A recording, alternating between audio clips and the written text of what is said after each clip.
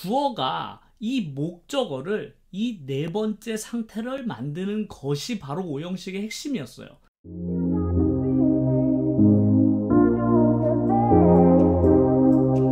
네, 반갑습니다. 범쌤입니다. 네, 오늘 저와 함께 오랜만에 문법 수업 함께 해볼 건데요. 모든 문법 수업은 제가 늘 하기 전에 도대체 이거 어디다 쓰는 걸까? 네, 이걸 배워서 도대체 어디다가 써먹을 수 있을까를 미리 어느 정도 알고 배우면 좋을 것 같아가지고 제가 한국어 간단한 오늘도 한국어 문장을 준비했습니다. 그래서 그런 문장들을 만드실 수 있는지 본인 스스로 한번 테스트를 해보시는 것도 좋을 것 같아요. 그러면 이런 질문입니다. 자, 그럼 이런 질문입니다. 내가 엄마한테 저녁 식사로 비빔밥을 해달라고 부탁을 한 거죠. 네, 그래서 나는 엄마한테 저녁 식사로 비빔밥을 해달라고 부탁했다. 이런 문장을 한번 만들어 보시겠어요? 네, 이런 문장 쓸 일이 엄청 많죠. 누가 누구에게 뭘 해달라고 부탁을 하는 경우에요. 네, 이런 경우 정말 많은데, 그래서 나는 엄마한테 저녁 식사로 비빔밥을 해달라고 부탁을 한 상황이죠. 네, 그런 문장을 잘 만드셨으면 좋겠는데 머릿속으로 한번 만들어 보세요. 그래서 그러면 부탁한다는 동사에 ask를 사용해서 이 문장을 한번 만들어 볼게요.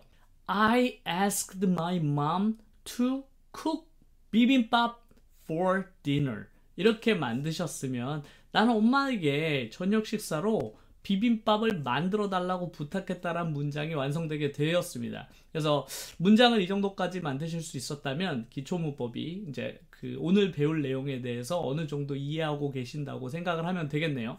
바로 오늘 배울 내용이 오형식 되겠습니다.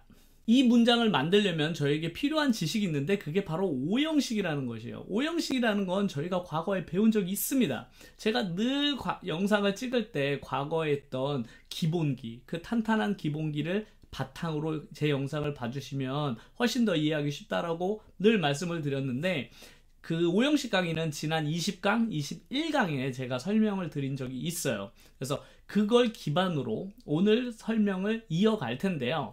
과거에 오형식은 어떤 경우에 쓰느냐에 대해서 제가 잠깐만 복습을 해보면 오형식을 기존에 강의할 때 오형식은 4칸이 존재한다고 말씀을 드렸고 그 4칸 안에 원하는 단어를 집어넣으면 오형식이 완성이 됐었는데 예를 들면 이런 거였죠.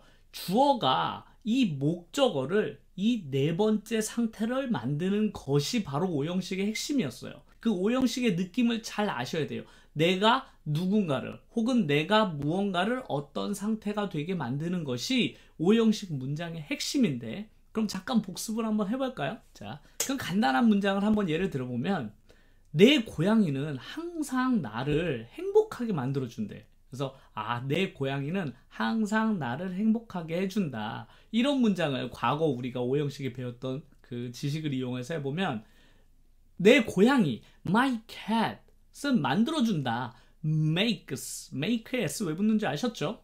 예, 주어가 하나이기 때문에 my cat makes 누구를? 나를. 그래서 me. 왜 me가 되시는 줄 아셨죠? 첫 번째 칸에는 나는 I라고 쓰지만 세 번째 칸에는 나를 쓸 때 꼭 me라고 써주셔야만 돼요. 그래서 my cat makes me 행복하게 만들어준다. happy. 이렇게 my cat makes me happy라고 써주시면 이게 내 고양이가 나를 행복하게 만들어준다라는 문장인데 이 문장을 보면 my cat, 내 고양이가 세 번째 칸에 있는 나를 행복한 상태가 되게 만들었습니다라는 문장이잖아요. 그래서 오늘 배울 오형식도 이 구조와 똑같이 이루어집니다. 그래서 오형식은 제가 늘 느낌이 중요하다. 모든 영어는 느낌이 정말 중요한데 이 오형식이 가지는 느낌은 바로 이런 거죠. 주어가 목적어를 이 상태를 만드는 것이에요. 그게 오형식의 핵심이었는데 예를 한 가지 더 들어볼게요. 이해를 좀 도와드리려고. 어떤 영화인데 그 영화가 그 사람을 부자 만들어준 거야.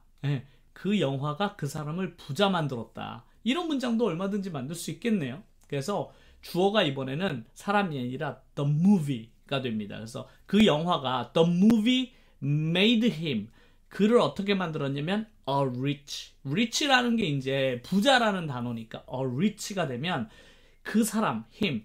a movie made him. 그가 어떤 상태가 되었냐면 바로 a rich가 된 상태가 된 거죠. 그래서 순서대로 네 단어를 연속해서 넣으면 첫 번째 칸에 있는 것이 세 번째 칸에 있는 것을 네 번째 칸 상태로 만드는 거죠. 역시 마찬가지죠. 영화가 그 사람을 부자를 만들었다. 부자 상태가 되도록 했다라는 게 오형식의 핵심이 되겠습니다. 그러면 예를 하나 더 들어볼게요.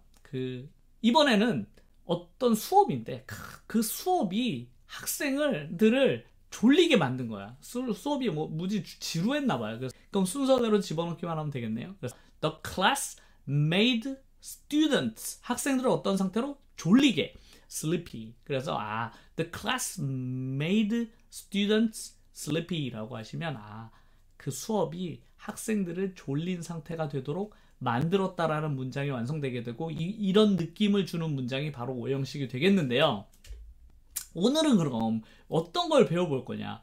오늘도 구조는 똑같이 빈칸 4개로 이루어져 있는데 이번에는 어떻게 할 거냐면 주어가 목적어를 어떤 상태로 만드는데 그 상태가 바로 행동이 들어갈 거예요. 이 자리에 행동이.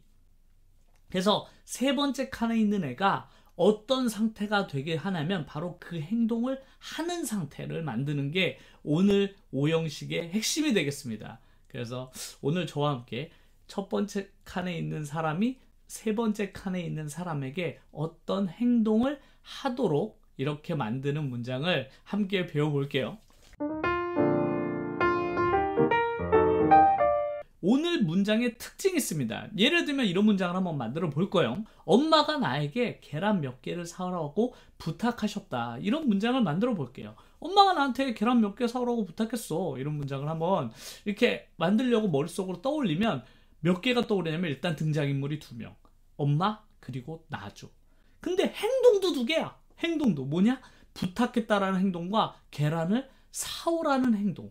그래서 총 오형식이 어떤 문장이 되냐면 등장인물도 2개, 행동도 2개가 됩니다. 그게 오늘 배울 문장의 핵심인데 그러면 이 문장을 만들 때 일단 주어부터 채워볼게요. 주어가 my mom이잖아요. 엄마가 나한테 부탁을 했대. 그럼 동사는 뭐다?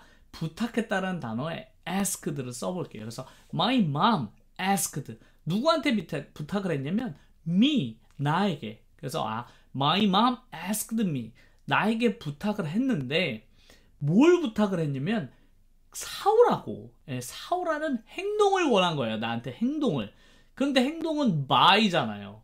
buy라는 동사인데 여기서 문제가 발생합니다. 왜냐면 한 문장에는 동사가 1개밖에 쓸 수가 없는데 문제가 이미 asked라는 동사가 있잖아요. 두 번째 동사 칸에. 뒷문장에 사오라고 시켰다라는 사다라는 동사인 buy를 사용하게 되면 한 문장에 ask란 동사와 buy라는 동사가 동시에 2개가 존재하게 되는 거죠.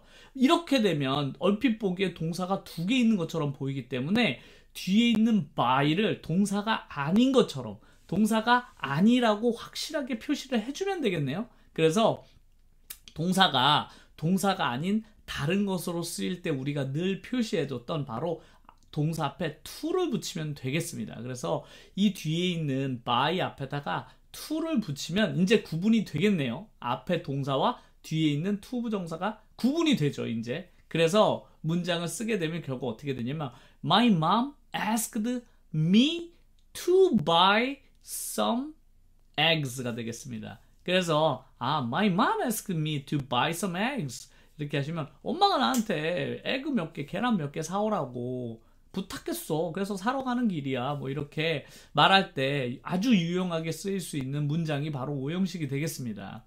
그래서 오형식이라는 건 등장인물이 2명이 나오는데 한 사람이 다른 한 사람에게 어떤 행동을 부탁하거나 시키거나 말하거나 이럴 때 쓰는 게 바로 오형식이구나 라고 알고 계시면 정말 유용할 것 같아요. 그러니까 중요한 건 오형식이란 말이 아니라 내가 누군가한테 뭔가를 부탁하거나 뭔가를 말하려고 어떤 행동을 말하려고 할 때는 행동이 문장에 2가지가 등장하니까 뒤에다가 to를 붙여주면 되겠구나. 이 4칸을 늘 머릿속에 떠올리면서 4칸의 순서대로 사람, 행동, 사람 그리고 to를 붙인 동사를 이용하시면 간단하게 오형식 문장이 완성이 되게 되니까요. 이 4칸을 늘 머릿속에 기억을 하고 계셨다가 오형식 문장이 딱 써야 될 타이밍이 왔을 때 이렇게 순서대로 넣어주시면 되겠습니다. 그럼 문장을 하나 더 만들어 볼까요? 이번 문장은 제가 먼저 한글을 불러드릴 테니까 한번 스스로 만들어 보세요. 예. 나는 그에게 창문을 열어달라고 부탁을 한 거예요. 예. 나는 그에게 창문을 열어달라고 부탁을 했습니다.